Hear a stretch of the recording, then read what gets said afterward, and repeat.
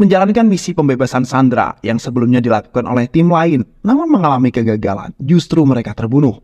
Vikram Ratore menjadi pemimpin tim Agni yang datang untuk membebaskan Sandra, dan dia menemukan masalah dengan senjata yang mereka gunakan. Senjata itu tidak berfungsi, maka muncul pertanyaan, apakah ini juga terjadi pada tim sebelumnya? Senjata yang mereka gunakan tidak berfungsi dan mengakibatkan mereka tidak dapat melakukan perlawanan. Dalam misi kali ini, satu orang anak buah Vikram meninggal dengan mengorbankan dirinya agar yang lain dapat selamat. Misi berhasil, pulang ke India menerima penghargaan, namun ini adalah beban yang berat karena mereka tak kembali utuh. Vikram berkata saat menerima penghargaan, sidang dilakukan untuk mencari tahu apakah mungkin senjata yang disuplai oleh perusahaan Kali tidak berfungsi. Panjang lebar, Kali menjelaskan pendapatnya mengenai senjata yang buatan luar negeri dan kemungkinan mereka menggunakan tidak mengerti bahasanya, sehingga tidak berfungsi. Hal ini menimbulkan kemarahan pada Vikram. Lalu ia kemudian meragukan cara menggunakannya dan menembakkan senjata tersebut pada Kali. Ternyata senjata itu pun tidak berfungsi. Saat ditembakkan, Kali berteriak ketakutan. Melihat bukti yang jelas di depan mata, akhirnya pengadilan memutuskan perusahaan milik Kali masuk dalam daftar blacklist. Hal inilah yang kemudian merupakan akar permasalahan. Kemudian, Vikram pulang ke rumahnya yang berada di tengah hutan. Disambut istrinya yang bernama Aishwarya. Saat mereka bersama, tiba-tiba listrik mati dan terdengar suara tembakan. Vikram melihat anjingnya yang tergeletak di lantai. Saat itu, ia berada di luar. Seseorang menyuntikkan bius, sehingga ia tidak terlalu lama melakukan perlawanan. Dan ketika Vikram melihat Aishwarya dicekik dan dilemparkan hingga pingsan, ia pun kemudian pingsan. Kali mengatakan untuk mengurus istri Vikram dan ia sendiri membawa Vikram. Saat Vikram sadar, mereka berada di dalam pesawat dan pengaruh obat bius hingga membuat perlawanan yang sia-sia. Vikram mendapatkan 4 kali tembakan dan membuatnya jatuh dari pesawat. Jatuh ke sebuah sungai, mengalami benturan di kepalanya dan tubuhnya terluka sangat parah. Vikram diselamatkan oleh suku yang berada di dataran tinggi. Ditemukan oleh seorang anak kecil yang sedang berada di pinggir sungai menemani ibunya. Ia bernama Juju. Lalu mereka membawanya ke perkampungan mereka untuk diobati. Hilangnya ingatan Vikram tidak mempengaruhi keahlian lainnya. Saat pemukiman mereka diserang oleh rezim yang berkuasa, Vikram datang sebagai penyelamat, membunuh satu persatu orang-orang yang melakukan kekerasan dengan hanya menggunakan tombak sebagai senjatanya.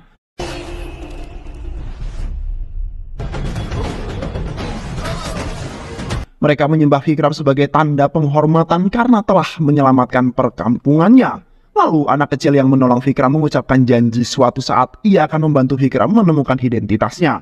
Sementara Aishwarya saat sadar dihadapkan dengan tumpukan uang yang sangat banyak dan seorang polisi memaksanya untuk menandatangani surat yang menyatakan jika Vikram menerima suap dan ini adalah bukti uang yang ditemukannya. Aishwarya mengambil pena namun bukan untuk menandatangani berkas, tapi ia menjadikan pena itu sebagai alat pembunuh.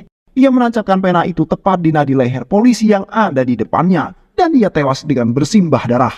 Aishwarya ditangkap melalui proses persidangan dan dijatuhi hukuman mati. Saat menunggu hukuman mati dilaksanakan, Aishwarya mendapat kunjungan dan mengatasnamakan Vikram. Ia berlari dengan gembira namun sayang, ketika sampai Kalilah yang ia lihat. Kali mengatakan jika Vikram sudah meninggal dan Aishwarya pun akan menjalani hukuman gantung sebentar lagi.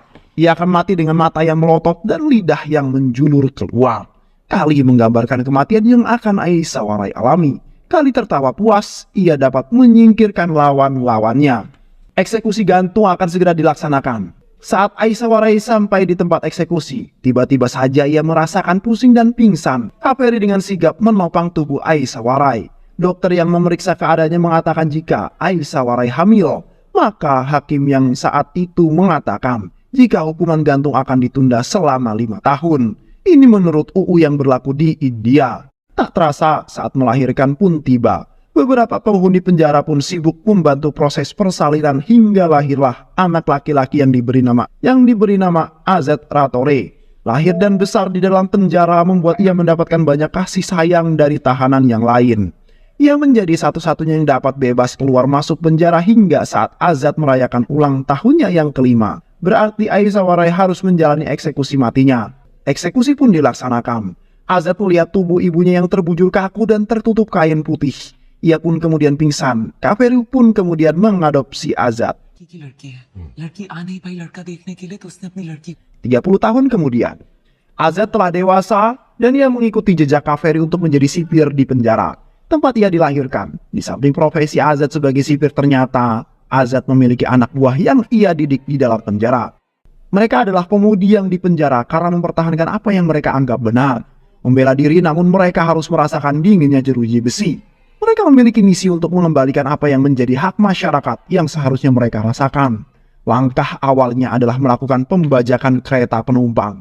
Mereka pun semua menyamar. Kalki the Darling, Janvi berprofesi sebagai seorang seniman musik, Helana ahli dalam IT, Laksmi the Mother, Iram dulu ia adalah seorang dokter yang menjadi kambing hitam penguasa yang korup, Iskara yang berprofesi sebagai artis, Putri Kali juga berada dalam kereta. Ini merupakan bagian dari rencana mereka agar Putri Kali ada di sana. Helana menyabotase lampu lalu lintas di jalan yang akan dilewati oleh anaknya Kali, hingga terjadi kemacetan parah beberapa saat yang dikendalikan dari dalam kereta. Rencana mulai dijalankan, kereta diberhentikan di dalam terowongan. Sadar akan pembajakan yang terjadi di kereta, mereka semua mulai panik, hingga muncul seseorang yang mengaku sebagai polisi dan mengalahkan Laksmi.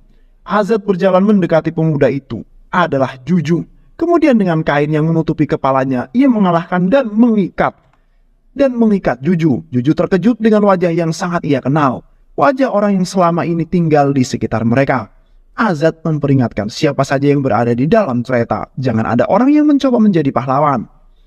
Siapa orang yang paling kau hormati, Azad? Bertanya kepada Juju. Tentu saja ibuku, katanya. Ibulah ibu. Baiklah, bayangkan jika wanita berbaju hitam itu adalah ibumu. Azad berjalan mendekati wanita itu dan berdiri di belakangnya. Ia adalah Iskara, sang aktris. Suara tembakan terdengar dan wanita berbaju hitam itu jatuh ke lantai dan mengalirkan darah. Penumpang lain berteriak ketakutan. Azad menelpon seseorang yang bernama Anil. Ia meminta untuk berbicara dengan seorang yang bisa diajak bernegosiasi. Jika ia peduli dengan keadaan penumpang yang lain, Narmada datang dan berbicara dengan Azad. Ia meminta Menteri Pertanian agar berbicara dengannya dalam waktu 5 menit. Murli Das datang dengan keadaan marah karena ia diminta datang untuk masalah yang tidak penting baginya. Narmada mengatakan jika Perdana Menteri tidak datang dan bernegosiasi dengannya, maka ia akan mulai membunuh seseorang yang ada di kereta setiap beberapa menit. Jika itu terjadi, Anda akan kalah dalam pemilu.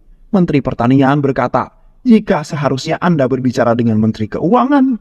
Ia bangkit dari kursinya saat Azad berkata, 10.281. Dulu puluhan ribu petani bunuh diri akibat pinjaman, dan itu semua ada dalam masa jabatanmu.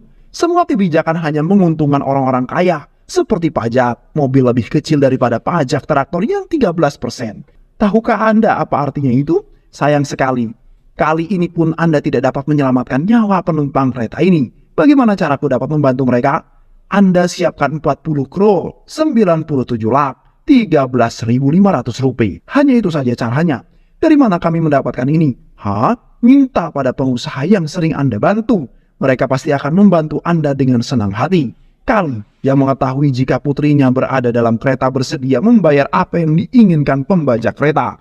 Alia, anak dari Kali berkata, kalian semua pencuri. Ya, kami pencuri. Dari orang-orang kaya yang korup, bukan dari orang-orang yang miskin.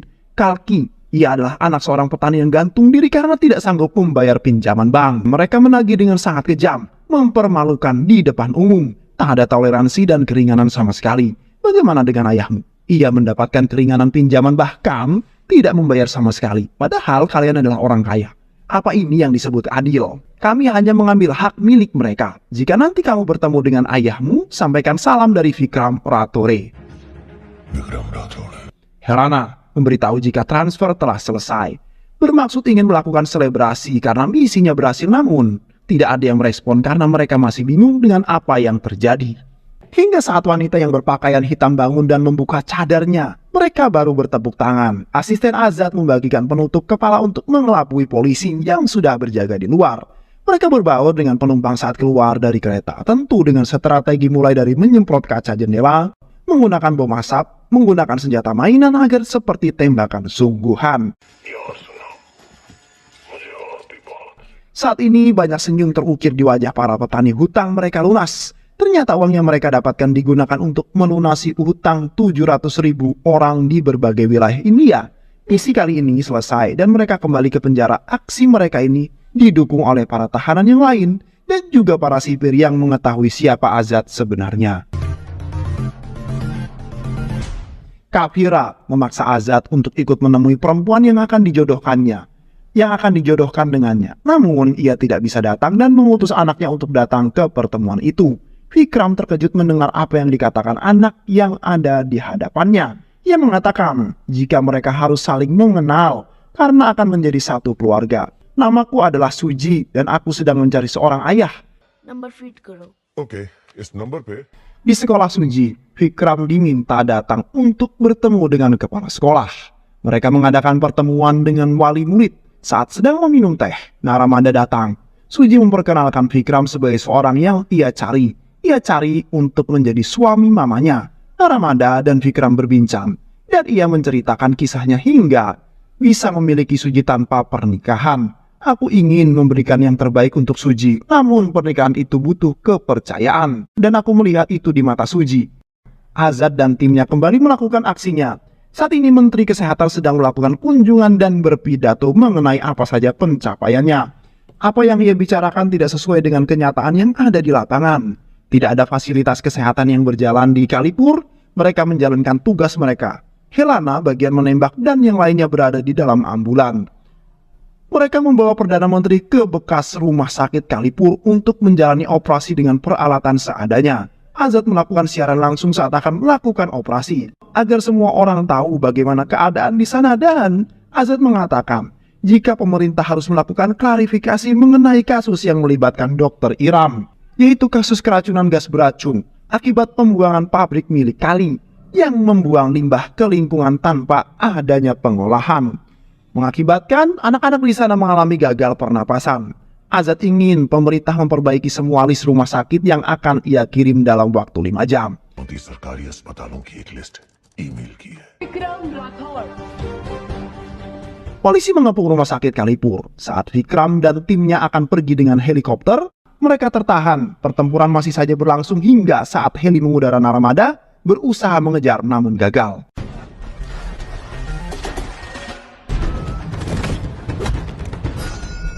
Ia terjatuh dari heli namun berhasil meraih topeng yang digunakan Azad. Berdasarkan rambut yang tertinggal di topeng, Naramada menyimpulkan jika pelakunya berusia muda. Ia meminta melakukan scan wajah dengan berbagai usia dengan berpatokan lukisan wajah Azad. Saat mengenakan penutup kepala, hari yang ditunggu pun tiba. Naramada dan Azad resmi menikah. Anak buah Naramada terus menghubungi namun tidak terhubung hingga saat malam Naramada membuka HP-nya. Ia terkejut melihat gambar yang dikirim oleh anak buahnya, fotonya Azad. Azad adalah Vikram Rathore. Begitu yang ia ketahui. Terjadi perdebatan lalu Naramada menembak dada Azad. Azad menyelamatkan Naramada saat rumah mereka dihujani oleh peluru. Mereka tertangkap mendapatkan banyak luka pukulan dan juga tembakan di lengan Naramada. Saat mereka sudah tak sadarkan diri, seseorang datang menyelamatkan mereka. Tim Azad hanya menjadi pengamat. Adiknya Kali adalah orang terakhir yang ia tembak sebelum pergi, membawa Azad dengan memperkenalkan diri sebagai Vikram. Vikram राठौर नाम तो सुना होगा। Azad mendapatkan perawatan medis, terbangun di tempat asing, dan hanya 2 wajah yang ia kenali. Salah satunya adalah Vikram Rathore, ayahnya yang telah lama hilang. Flashback on. Kejadian di kereta penumpang di Mumbai membuat Juju menjadi informasi. Begitu mereka semua bisa keluar dari kereta, datang ke pusat arsip milik pemerintah. Bukan hal sulit untuknya karena ia adalah seorang polisi. Ia mencari data teman-temannya Vikram Rathore. Satu persatu akhirnya ia temukan dan membawanya untuk menemui Vikram di desanya. Flashback off. Juju menjelaskan pada Azad jika Vikram mengalami hilang ingatan, namun keahliannya tidak pernah hilang. Mereka bilang, kamu adalah anakku. Tapi maaf, aku tidak memiliki perasaan apa-apa saat ini. Tapi aku akan selalu mendukungmu dan menjadi perisai untukmu, anakku. My son. Di kantor polisi, Naramada menyusun rencana untuk dapat menusuk untuk dapat masuk ke dalam penjara untuk menangkap Azad dan juga timnya. Berdasarkan data yang mereka peroleh, tim Azad berada dalam satu sel tahanan. Maka disinilah Narmada berada dalam sel tahanan bersama mereka. Laksmi menceritakan apa yang dilalui oleh Azad hingga ia memutuskan untuk melakukan hal tersebut. Begitu juga dengan latar belakang kami bisa berada di sini. Kami banyak melakukan perbuatan baik, tapi dunia tidak tahu kami ada di belakang ini semua. Di mana Azad, ia ada di tempat yang aman. Mereka menyusun rencana untuk mengambil paket uang yang dibawa oleh mobil yang dijaga dengan sangat ketat. Itu adalah uang mafia yang akan digunakan untuk membangun pabrik yang sesuai dengan keinginan mereka. Misi dijalankan, namun saat kesalahan kecil hampir membuat semua rencananya gagal. Anak buah Kali yang mengetahui ada penyerangan mulai melakukan perlawanan.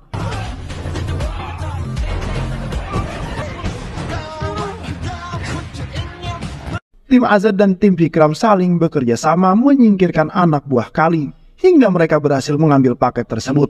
Paket uang tunai dalam jumlah yang sangat banyak. Anak buah Kali datang lebih banyak. Vikram meminta Azad dan yang lainnya segera pergi. Dalam pertempuran kedua, Vikram dan timnya tertangkap. Kali menyiksa mereka. Di saat bersamaan, Murad memberitahukan Kali untuk melihat TV. Kali kebingungan melihat mereka ada dua. Berusaha meyakinkan diri dengan menarik kulit wajah Vikram yang ia kira adalah topeng. Ditertawakan karena bertanya siapa aku pada Vikram, membuat amarah Kali tidak terkontrol. Di sekitar penjara sudah dipenuhi oleh polisi dan wartawan. Nayak adalah kepala polisi yang menangani kasus Vikram yang ada di penjara. Ia mengutus SPT Alif untuk membawa 100 anak buahnya masuk ke penjara dan membereskan kekacauan yang ada. Namun semua tidak sesuai dengan apa yang ia kira. Semua polisi yang masuk tidak ada yang kembali kecuali SPT Alif yang keluar dengan keadaan tanpa pakaian. Mereka semua menjadi tahanan di dalam penjara. SPT Alif menyampaikan pesan dari Vikram bahwa di sekitar penjara ini sudah ditanami ranjau darat. Jika tidak percaya, silakan coba. Nayak mengambil beberapa batu dan melemparkannya. Terdengar ledakan yang beruntun. Melihat itu, Nayak memerintahkan anak buahnya untuk mundur. और टीवी पर दुनिया को भी देखने दीजिए। Tuntutan dari Vikram adalah penutupan beberapa pabrik yang menimbulkan masalah lingkungan, dan ternyata ada banyak kasus yang terjadi akibat adanya pabrik-pabrik itu, kata Perdana Menteri. Kalangan pengusaha yang pabriknya ada dalam daftar penutupan menyetujui apa yang Vikram minta. Mereka sadar jika mereka adalah salah satu penyebab kerusakan yang ada. Akhirnya, Perdana Menteri menandatangani berkas penutupan pabrik yang bermasalah. Masyarakat menyambut sukacita keputusan tersebut. Akhirnya mereka memperoleh keadilan dan keadaan lingkungan yang lebih baik. Azad melakukan siaran langsung sebelum mesin surat suara dibawa keluar. Mengakui jika ini bukan Vikram Ratore. Entah aku siapa. Ini adalah janji yang aku buat kepada ibuku yang sudah meninggal. Ayahku dituduh sebagai pengkhianat. Ibuku dihukum gantung karena membela diri. Tujuanku adalah membersihkan nama ayahku. Vikram राठौड़ या आजाद की जरूरत नहीं होगी।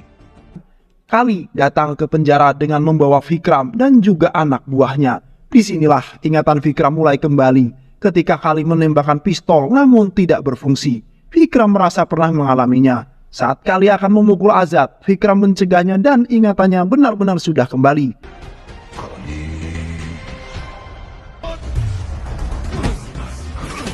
Mereka terus melakukan perkelahian. Kali dibawa ke ruangan eksekusi gantung. Tali dipasangkan di lehernya. Azad mengatakan jika nanti kau akan mati dengan lidah yang menjulur keluar dan mata yang melotot. Kali tewas di tiang gantung. Pemerintahan yang korup menyebabkan banyak kesengsaraan, ketidakadilan dalam segala bidang publik pada masyarakat, dan hanya menguntungkan pengusaha swasta yang memiliki modal yang besar. Karena setiap kebijakan yang dibuat akan membuat mereka semakin kaya. Hal ini pula yang menyebabkan Azad melakukan misi untuk mengembalikan keadilan dan hak masyarakat miskin yang seharusnya mereka peroleh. Dan sekaligus untuk membalas dendam pada orang-orang yang telah menghancurkan keluarganya. Dan cerita pun selesai.